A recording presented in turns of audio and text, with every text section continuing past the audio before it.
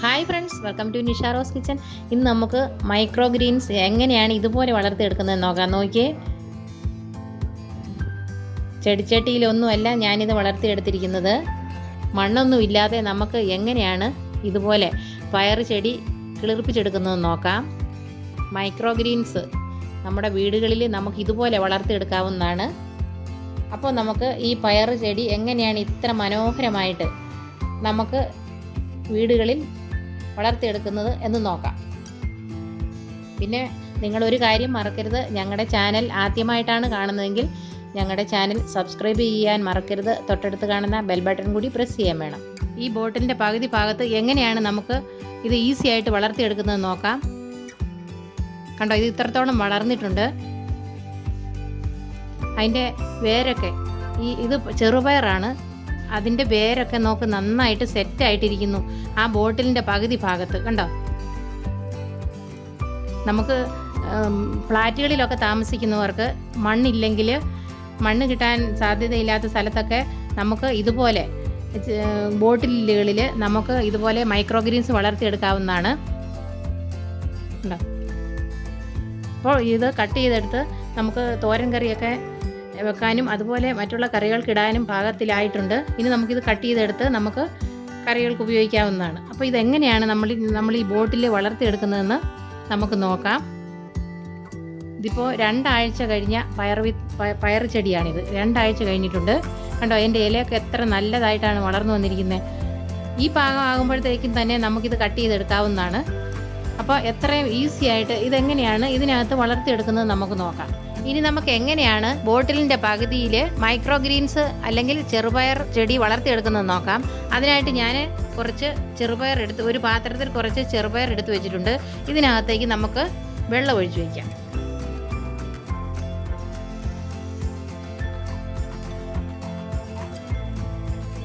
ഇപ്പോൾ ഞാൻ ചെറുപയർ വെള്ളത്തിലിട്ടിട്ടുണ്ട്. ഇനി നമുക്കിത് ഒരു ദിവസത്തേന് മാറ്റി വയ്ക്കാം. ഇപ്പോൾ നമ്മൾ പയർമണി വെള്ളത്തിലിട്ടിട്ട് ഒരു ദിവസം കഴിഞ്ഞിട്ടുണ്ട്. ഇനി നമുക്ക് ഇതിനകത്തെ വെള്ളം ഊറ്റിക്കളയാം. നോക്കി, നന്നായിട്ട് കുതിർന്നു വന്നിട്ടുണ്ട്.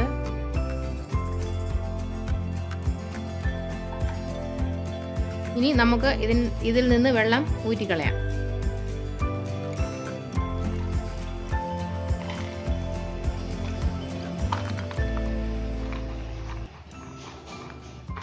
ഇപ്പോൾ ഞാൻ വെള്ളം ഊറ്റി കളഞ്ഞിട്ടുണ്ട്. നമുക്കിനി ഇതേപടി നമുക്ക് ഒരു ദിവസത്തേനും കൂടെ മാറ്റി വയ്ക്കാം. ഈ വെള്ളം ഈർപ്പം എപ്പോഴും ഇതിൽ ഇങ്ങനെ കാണണം. എന്നാൽ മാത്രമേ ഇത് നമ്മൾ ഈ വെള്ളം ഇങ്ങനെ ഊറ്റി കളഞ്ഞു കഴിയുമ്പോഴത്തേക്കും 1-2 ദിവസം നമ്മൾ ഇതുപോലെ തന്നെ വെക്കണം. വയ്ക്കുമ്പം ഈ പയറുമണി കിളിർത്ത് വരാൻ തുടങ്ങും. അപ്പോൾ ഇതിനകത്ത് വെള്ളം ഈർപ്പം ഇല്ലാതിരിക്കുമ്പോൾ അല്പം വെള്ളം നമ്മൾ തളിച്ചു കൊടുക്കണം. തളിച്ചു കൊടുത്തിട്ട് ഇതിൻ്റെ ചുവട്ടിൽ ഇതുപോലെ വെള്ളം കിടക്കുവാണെങ്കിൽ ആ വെള്ളം നമ്മളിങ്ങനെ ഊറ്റി കളയുകയും വേണം. വെള്ളം ഈർപ്പം മാത്രം നിന്നാൽ മതിയാവും. അപ്പം നമുക്കിത് കിളിർത്ത് വരുന്നതിനായിട്ട് നമുക്ക് ഇതേപോലെ തന്നെ മാറ്റി വയ്ക്കാം. നമ്മൾ ഈ പാത്രത്തിലെ പയർമണിയിൽ നിന്ന് വെള്ളം ഊറ്റി കളഞ്ഞ് വെച്ചിട്ട് ഇപ്പോൾ 2 ദിവസമായിട്ടുണ്ട്. ഈ 2 ദിവസവും നമ്മൾ ഈ പയറിൽ വെള്ളം തളിച്ചു കൊടുത്തുകൊണ്ടിരുന്നു. അതുകൊണ്ട് ഇപ്പോൾ എല്ലാം കിളിർത്ത് വന്നു. ഇനി നമുക്ക് ഈ പയർമണി ഒരു പാത്രത്തിലേക്ക് കുടഞ്ഞിട്ട് വെക്കാം.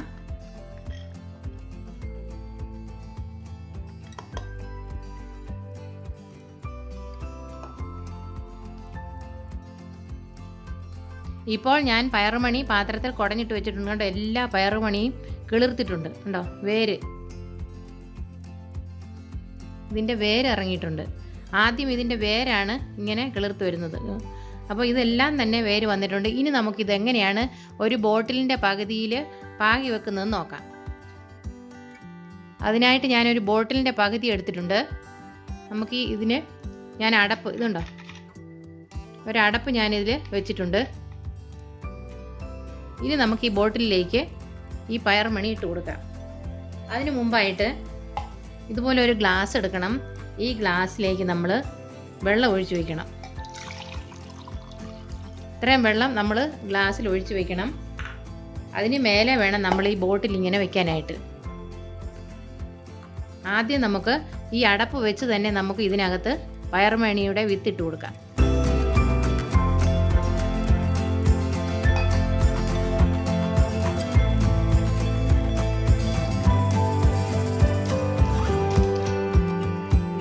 കിളിർത്ത പയർമണി വേണം നമ്മൾ ബോട്ടിലിട്ട് കൊടുക്കാൻ.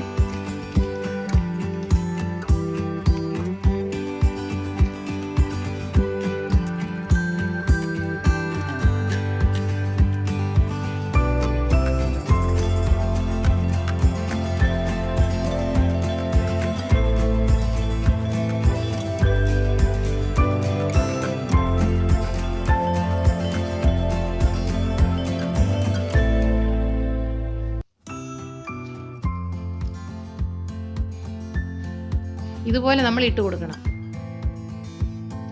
ഇനി നമുക്ക് ഇതിനകത്തേക്ക് വെള്ളം തളിച്ചു കൊടുക്കണം.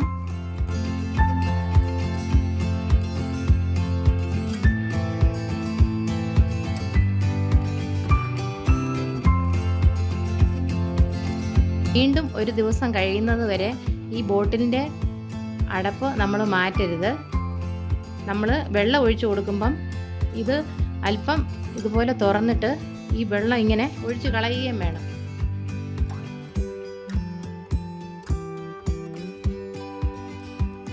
അടപ്പിൻ്റെ ഭാഗത്ത് വരുന്ന വെള്ളം ഇങ്ങനെ ലീക്കായിട്ട് അത് പോവുകയും വേണം. പയറുമണികൾ കീഴെ വീണു പോകാതിരിക്കാൻ വേണ്ടിയാണ് നമ്മൾ ഈ അടപ്പ് ഇതുപോലെ വെച്ച് കൊടുക്കുന്നത്.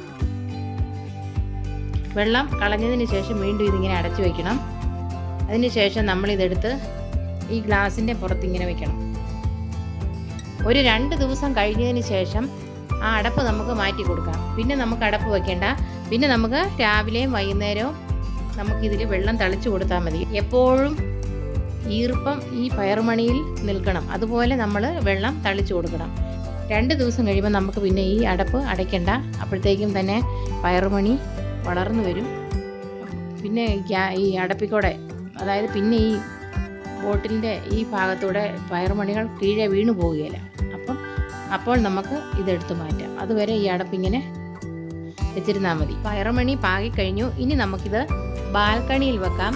അല്പം സൂര്യപ്രകാശം ഏൽക്കുന്നിടത്ത് തന്നെ നമ്മളിത് വയ്ക്കണം. നമ്മളിപ്പോൾ ഈ ബോട്ടിലിൻ്റെ പകുതിയിൽ ചെറുപയർ പാകി വെച്ചിട്ട് 2 ദിവസം കഴിഞ്ഞിട്ടുണ്ട്.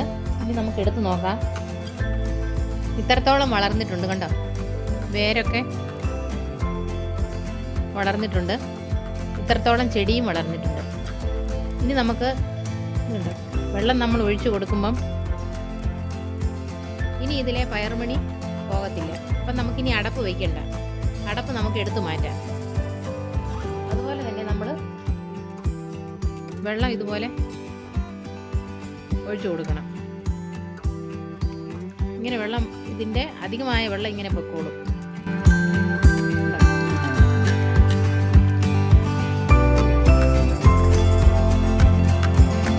ഇനി ഒരു 3 ദിവസത്തേനും കൂടെ നമുക്ക് മാറ്റി വയ്ക്കാം.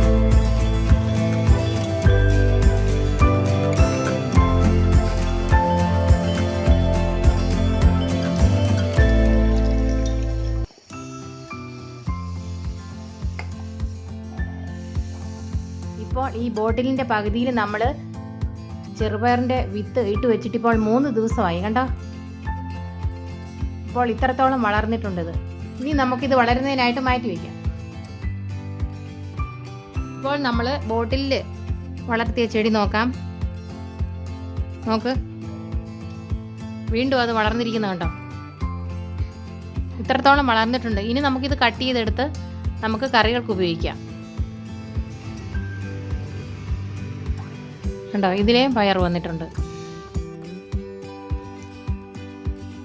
നമ്മൾ ഇതുപോലൊരു ഗ്ലാസിൻ്റെ മേലെ ഇതുപോലെ ഒരു ബോട്ടിലിൻ്റെ പകുതി ബോട്ടിൽ എടുത്ത് അതിനകത്ത് പയർമണി ഇട്ട് വെച്ചിരുന്നാലും ഇതുപോലെ നമുക്ക് ആവശ്യമായ ഇലക്കറികൾ ഇതുപോലെയും വളർത്തിയെടുക്കാം. ഈ ചെടി മുഴുവനായിട്ട് നമുക്ക് ഈ ബോട്ടിൽ നിന്ന് നമുക്കെടുക്കാം. നോക്കിയേ, കണ്ടോ? എന്തു ഭംഗിയാണ് കാണാനെന്ന്, കണ്ടോ നമ്മുടെ ചെടി? ഇനി നമുക്ക് നമ്മുടെ മൈക്രോ ഗ്രീൻസ് നമുക്ക് കട്ട് ചെയ്തെടുക്കാം. ഇനി നമുക്ക് ഈ ബോട്ടിൽ നിന്ന് നമുക്ക് എടുക്കാം. ഇത് കണ്ടോ? ഇനി നമുക്കിത് ഈ വേരിൽ നിന്ന് നമുക്ക് കട്ട് ചെയ്തെടുക്കാം.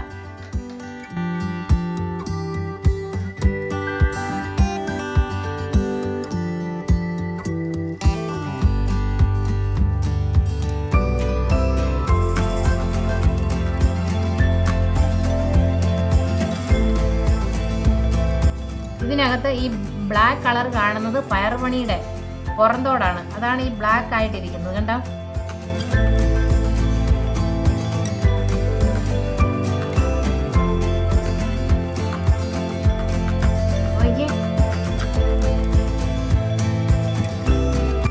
നമ്മുടെ ആവശ്യത്തിന് നമുക്ക് ഇതുപോലെ മൈക്രോ ഗ്രീൻസ് വളർത്തിയെടുത്ത് കട്ട് ചെയ്തെടുത്ത് നമുക്ക് കറികൾക്കൊക്കെ ഉപയോഗിക്കാവുന്നതാണ്. കണ്ടോ?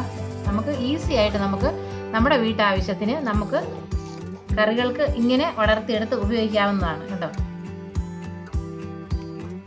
ഇനി ഇത് നമുക്ക് ഇതെടുത്ത് നമുക്ക് തോരൻ വയ്ക്കാം, അല്ല പരിപ്പിൻ്റെ കൂടെയൊക്കെ ഇട്ട് ചാറുകറിയൊക്കെ വയ്ക്കാം. അപ്പോൾ നമുക്ക് ആവശ്യത്തിന് നമുക്ക് കിട്ടിയിട്ടുണ്ട്. ഇതുപോലെ നിങ്ങൾക്ക് വീട്ടിൽ തയ്യാറാക്കി എടുക്കാവുന്നതാണ് മൈക്രോ ഗ്രീൻസ്. അപ്പോൾ നിങ്ങൾക്ക് ഈ വീഡിയോ ഇഷ്ടമായെങ്കിൽ ഞങ്ങളുടെ ചാനൽ സബ്സ്ക്രൈബ് ചെയ്യണം, ലൈക്ക് ചെയ്യണം, ഷെയർ ചെയ്യണം. താങ്ക്